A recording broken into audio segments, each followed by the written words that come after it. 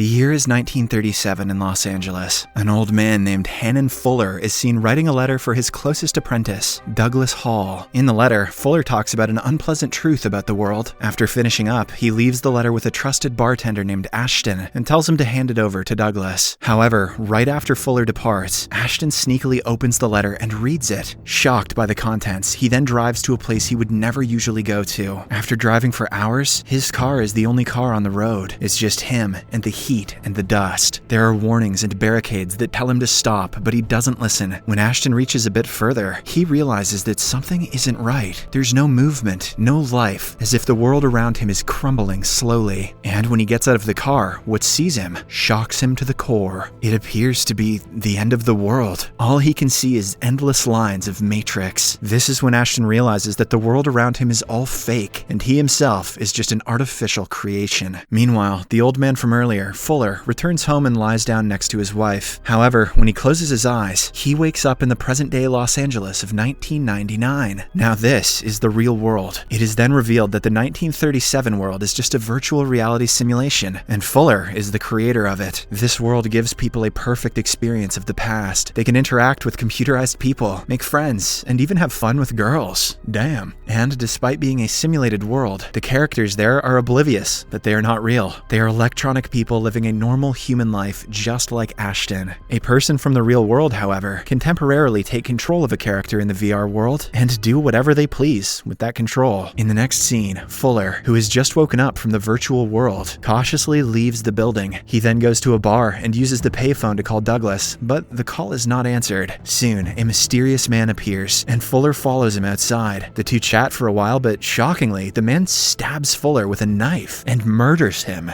The next morning, Douglas wakes up and finds blood-stained clothes in his laundry bucket. He's obviously confused where it came from, but before he can investigate, he gets a call from Detective McBain of the LAPD and learns about his mentor Fuller's murder. The two then meet at Fuller's apartment. Here, it is revealed that Douglas had a close relationship with Fuller and that they were working on a highly classified project, which is the virtual reality world of 1937. The detective mentions that Douglas has become the prime suspect of the murder, as he was the last person Fuller tried to contact before his death. Just then, the two encounter a distraught young woman named Jane in Fuller's bedroom. When Douglas questions her, she reveals that she is the only daughter of Mr. Fuller and has only returned from Paris after learning of her dad's death. She got back awfully fast. Douglas then leaves the two alone for interrogation while he goes to the VR lab. There, he talks with his coworker Jason Whitney, and the latter reveals that Fuller was secretly testing the 1937 LA simulation. Douglas is caught off guard, as he was under the impression that the company was months away from the first trial run. Afterwards, Douglas returns home and goes through his audio messages. In one of them, an anxious Fuller tells him that he has found something incredible and that he has left a letter for him inside the 1937 VR simulation because he fears his own death is imminent. Douglas then heads straight back to the VR lab and tells his colleague Jason about the message. He asks him about the VR characters Fuller interacted with last night and also reveals his desire to go into the VR simulation. Jason is naturally against this. However, Douglas is adamant on finding answers, as now, even the police are starting to suspect him of being the murderer. Moreover, he himself is not sure if he's innocent, because all evidence points to him, and he can't even remember what happened that night. Jason finally agrees to let him go into the system, but only for 2 hours. Shortly after, the preparation for the simulation commences, and after a few adjustments, Douglas is sent back to 1937 LA. Jason assigns him the role of a wealthy bank clerk named John Ferguson. At first, Douglas, who now possesses Ferguson, seems confused and tries to process everything that just happened. But soon, he is taken aback by the accurate representation of the city, which makes him smile for a while. Then, he takes a break from Ferguson's work and goes to meet Fuller's 1937 double named Grierson, who is a historian. The two talk for a while, but surprisingly, Grierson asserts that he doesn't remember writing any letter to him. Here, it is revealed that once a person leaves the simulation, his or her double will immediately forget about the events that occurred while they were under control. But with that being said, Grierson admits that he has a clue, probably because he remembers some fragments of his memories. This leads Douglas to the bartender Jerry Ashton. Surprisingly, Ashton turns out to be the 1937 double of Jason, which takes Douglas by surprise. However, he ignores it and inquires if Fuller left a message for him. The bartender feigns ignorance and denies receiving any messages. It seems like he's bitter, as he has now learned the truth about being a simulation. Hearing this, Douglas is puzzled, and he suddenly begins to hallucinate. He quickly rushes to the bathroom, suffering from semi-seizure before collapsing on the ground. Back in the 1997 VR lab, warning signs go off, and Jason terminates the connection and brings Douglas back. Jason explains that the unit started glitching because Douglas spent 2 hours inside the simulation, which is double the recommended time. After collecting himself, Douglas shares his experience inside the simulation and happily tells Jason that the VR very much works. Meanwhile, in the 1937 simulation, Ashton the bartender speaks with John Ferguson once he emerges from the washroom. However, Ferguson is puzzled how he got to the hotel and doesn't recall having any conversation with Ashton. Back in 1997, a waiter named Tom Jones from the bar outside, which Fuller was killed in, shows up at the company HQ.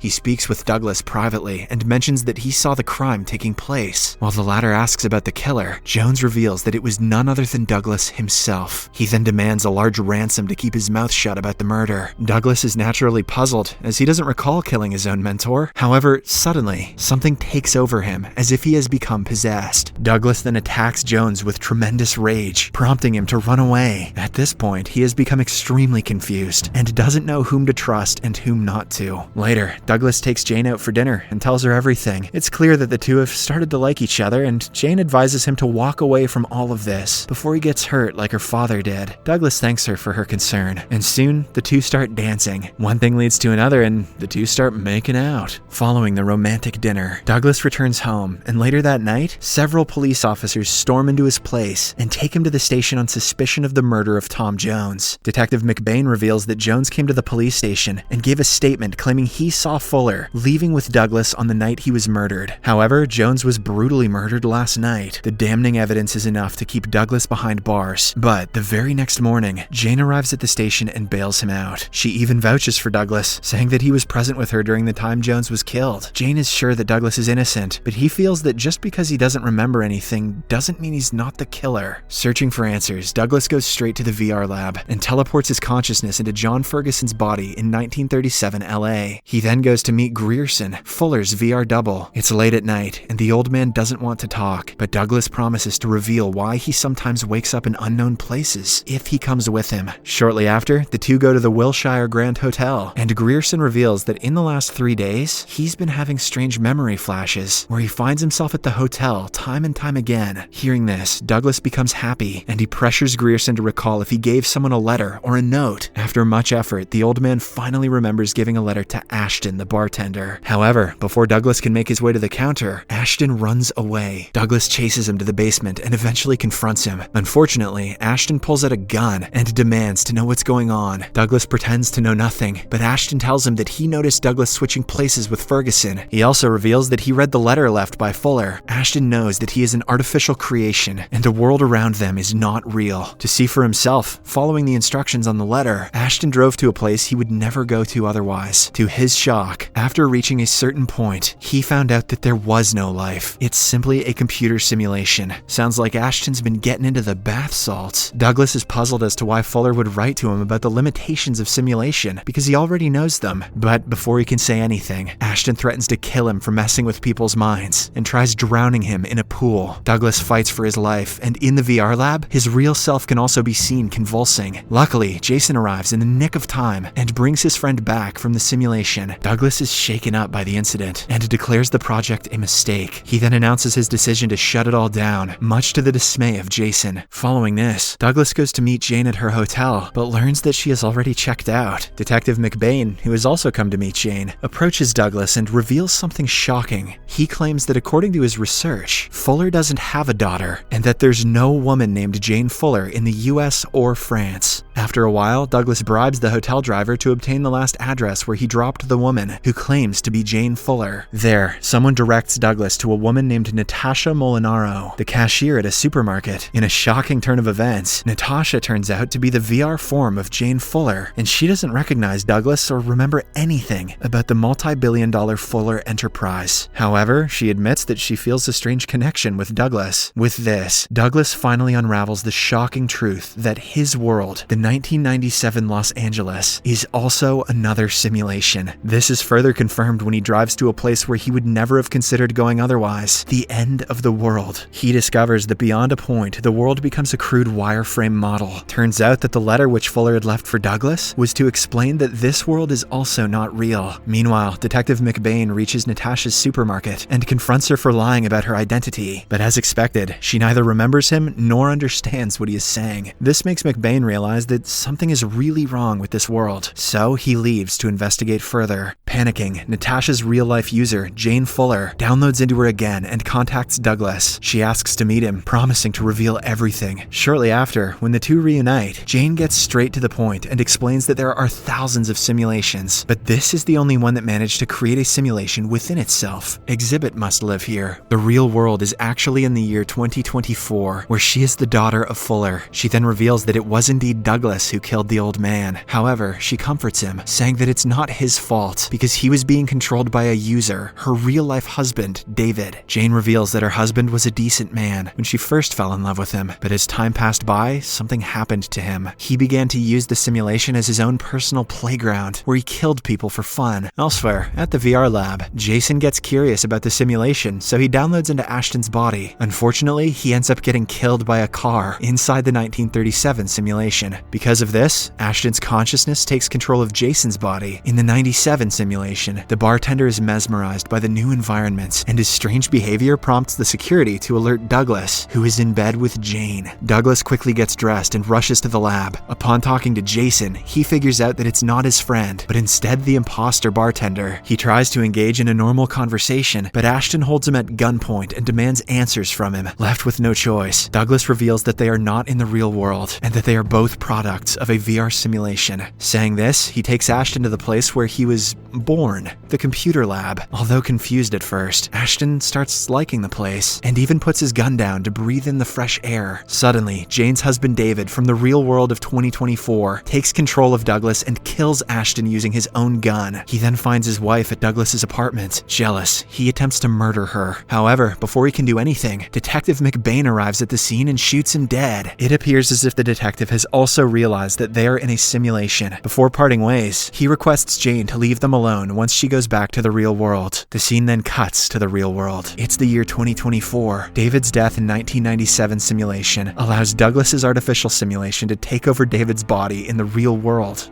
What? He's shocked to wake up in a huge mansion where he finally reunites with Jane. She takes him to the balcony to show him the high-tech world of 2024. However, the surprises don't end there, as Fuller turns out to be alive and well in this real world. The film ends with the real world shrinking to a digital line of imagery, which may hint that this world is also another simulation. Subscribe for more videos like this, turn on notifications, and leave a like to help the channel out. Thank you for watching.